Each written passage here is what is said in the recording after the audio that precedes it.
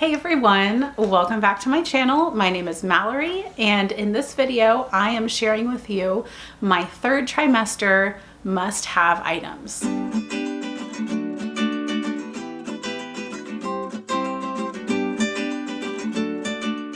Oh, I'm finally sitting down to film this video. I am actually 5 weeks postpartum, so baby boy is sleeping in our room in his bassinet right now, so I'm taking advantage of a quiet time to do some work, film this video. And if you've been following me, you'll know that I have been doing this little mini series of must-haves for each trimester. So I have done a first trimester must-haves video and a second trimester must-haves video, and now finally I'm doing the final and third trimester. If you are pregnant, maybe newly pregnant, and you're wanting to know what my must-have items have been throughout the entire pregnancy, make sure to go back and watch those videos. I will make sure to link them in the description box below so you can easily find them. And if you're new here, I would love it if you would hit the subscribe button down below and just follow along, you know, especially if you're pregnant or just had a baby.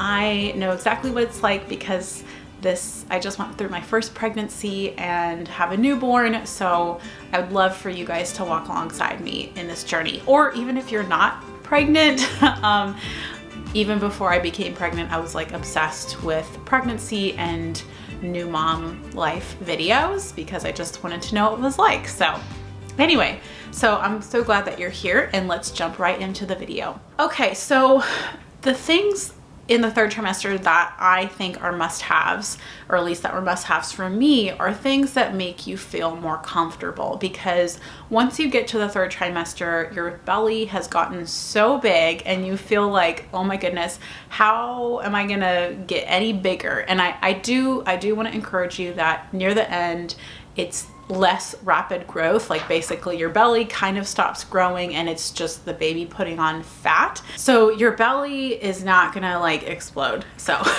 even though it feels like it, but the beginning to mid third trimester, you just really start getting uncomfortable. So I think I might have talked about this in both of my pregnancy must-have videos, but if you have not gotten a pregnancy pillow by your third trimester, you need to get one. Like run, not walk, and go get one or order one on Amazon Prime. So this is the pillow that I used since maybe it was like early second trimester. I don't think I had it in my first trimester, but this is the Boppy side sleeper pillow. Looks kind of funny. Again, if you've been following me, you know exactly what this is, but basically your side, it goes in the middle, and then your belly rests against one side, and then your back, like your lower back, rests against the other. Like in the second trimester, it didn't really keep me on my side very well, but once I got bigger and into the third trimester, it really did help. However, I do suggest having a couple other extra pillows. So an extra pillow for between your legs, because you want to try to keep your hips and your pelvis in proper alignment. And if you're not like propping or like separating your legs like at the knees, then your pelvis is going to twist and it's just going to be more uncomfortable. So I recommend an extra pillow for between your legs. There are special pillows out there for that, but you could just use a regular pillow. And then also I found that once I was like near the end, like the last maybe third of the third trimester, I needed something extra to support my lower back. So I had this small little travel pillow, not like the donut shaped ones, but it was just like a small pillow, like maybe like that.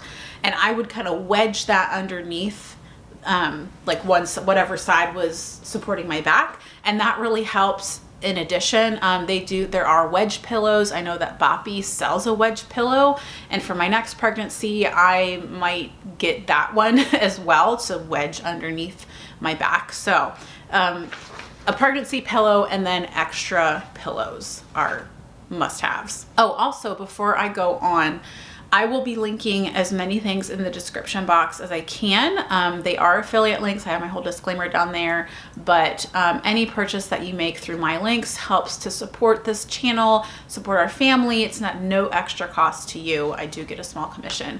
But anyway, so you can go find the links below. Okay, second must have is to keep you comfortable as your belly gets bigger is stretchy or loose fitting tops and comfy pants. So most of the time you're not going to be wanting to wear jeans, even the maternity jeans, you know, you just want to be comfortable. So like stretchy pants from Target, leggings. This shirt is also from Target. My mother-in-law bought it for me. Of course, I was pregnant in my 3rd trimester during the fall and winter. So, you know, if you're pregnant in the summer, if you're giving birth in the summer, of course it's going to be, it'll look a little different, but this is super comfy and stretchy. And also don't think that maternity shirts are just for when you're pregnant. You definitely need bigger clothing after you give birth. For however long it takes your body to recover. You know, you don't, I'll talk about postpartum stuff in another video, but anyway, don't think that you're wasting your money if you buy maternity shirts, because you can wear them past when you're pregnant. So that's the second thing, is comfy clothes. I also recommend like slippers for walking around the house and just clothing to keep you comfy. It's not about fashion at the end, let me tell you. Okay, so the third thing that's a must-have, and it's kind of like an experience, not just a product, but warm, not hot, Epsom salt baths with lavender essential oil. Okay, so you can get just any, I recommend getting the unscented, just plain straight Epsom salt. So this is Dr. Teal's. I found this at Target. It was like less than $4. And Epsom salts contain magnesium, which is really important for your muscles and like preventing those, you know, painful like Charlie horses and leg cramps that you tend to get in pregnancy. And a lot of us are deficient in magnesium. So taking a bath with Epsom salt can help boost your magnesium levels in your body.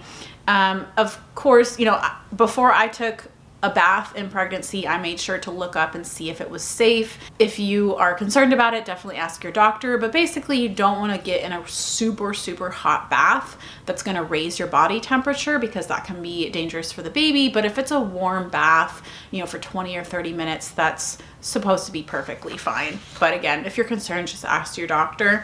And then in the Epsom salt, as I added it to the water, so I'd scoop it up in my hand, and then I had a bottle of lavender essential oil, and I'd do like 1 or 2 drops and just like run the water through the Epsom salt so it could get dispersed throughout the whole bath.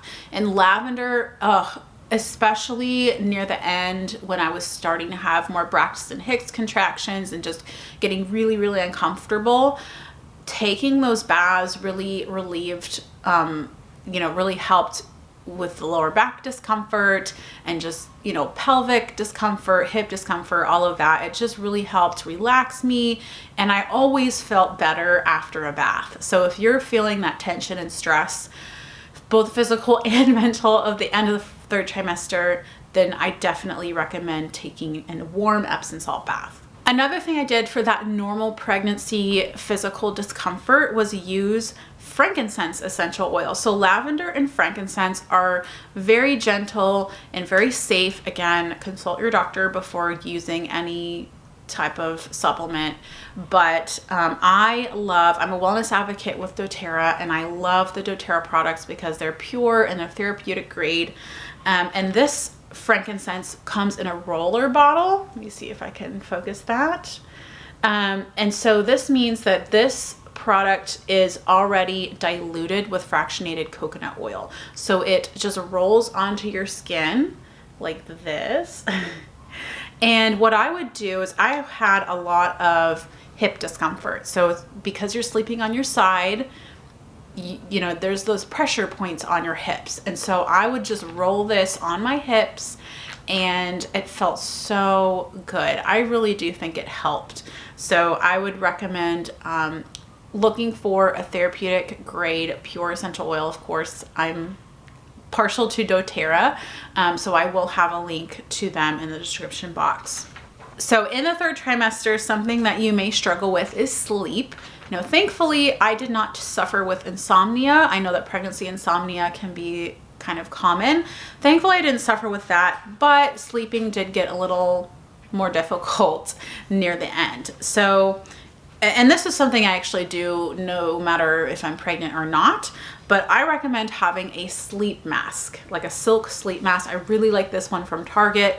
So having a mask helps block out any ambient light at night. So stylish, right? And it just helps your body to sleep better when you're not being woken up by light from a digital clock or light from a street lamp, or the light from your husband getting up to go to the bathroom. I mean, whatever. So this silk one from Target stays in place really well, like better than other sleep masks I've used, and it was like $5.99 or something.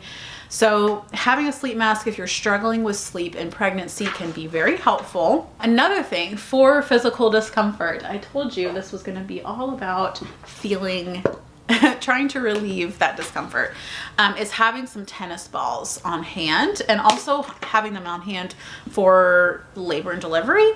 But just a plain tennis ball for pressure points. So I would like kind of lie on my hip or my lower back on the tennis ball. You can use it like if your shoulders are tense, you can use it to like rub your shoulder against the wall or whatever. Just tennis balls are a really good tool, or have your husband massage your back with a tennis ball. So, this is really cheap. You get 3 in a pack, again from Target.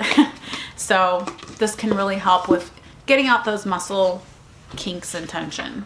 Okay, I have a few things that would be considered supplements. So again, talk with your provider, but something that I have been taking my entire pregnancy and that I've talked about is taking collagen powder. So collagen is a really vital nutrient for our bodies, but we tend to not get enough of it in our modern diet because we're not eating like the whole animal. We're not eating like cartilage and bone marrow and all of that. So supplementing with collagen has been just a must do in my opinion. This is the collagen that I'm currently using. This is Vital Proteins. This is one of the best brands out there in my opinion. It dissolves really easily in hot or cold liquids. It's great in coffee, tea, smoothies, soups, anything like that. You can actually get this at Costco for a really good price. And collagen helps with your expanding belly. It helps with, I don't want to say it prevents stretch marks because I do have some stretch marks postpartum, but I didn't notice any during pregnancy. But it helps with your belly because your skin needs collagen to reproduce and be healthy, and the baby needs collagen as well. So I always tried to do a scoop of collagen every day in my coffee or my tea in the morning, or in tea at night if I didn't do it in the morning. Speaking of tea, I really loved to relax in the evening with a cup of herbal tea. Now you do want to make sure that whatever tea you're drinking is safe for pregnancy. I do believe some things like licorice and hibiscus are recommended to avoid those in pregnancy, but 2 teas that are really great for pregnancy are red raspberry leaf tea. It's also just called raspberry leaf, like this is called raspberry leaf, or pregnancy tea. And these are both Traditional Medicinals brand. And this has red raspberry leaf in it, but it has some other things that are supposed to be good for pregnancy. And so I drank the pregnancy tea starting in my 2nd trimester, and it has a really nice light minty taste to it. And you can get this at places like Whole Foods or on Amazon. And then I started drinking red raspberry leaf tea, I believe in week 36, to help prepare my body for labor. Another thing that I also started doing around the same time that I started drinking red raspberry leaf tea is eating dates. And I don't have any dates with me. I forgot to put that on my list actually. But eating dates can actually help with preparing your body and your cervix for labor as well. So around that same time, like week 36 or 37, I started eating dates every day. If you have not been journaling or have not been like a calendar type of person, You probably will become one in your 3rd trimester because the pregnancy brain is real, you guys. And pride goes before fall. I was really hoping that it would not affect me, but it totally did. And I totally recommend having some kind of notepad or calendar to keep track of your thoughts, because you will think of something and before you know it, it has flown out of your mind and you don't remember what you were supposed to do. So writing stuff down was vital for me.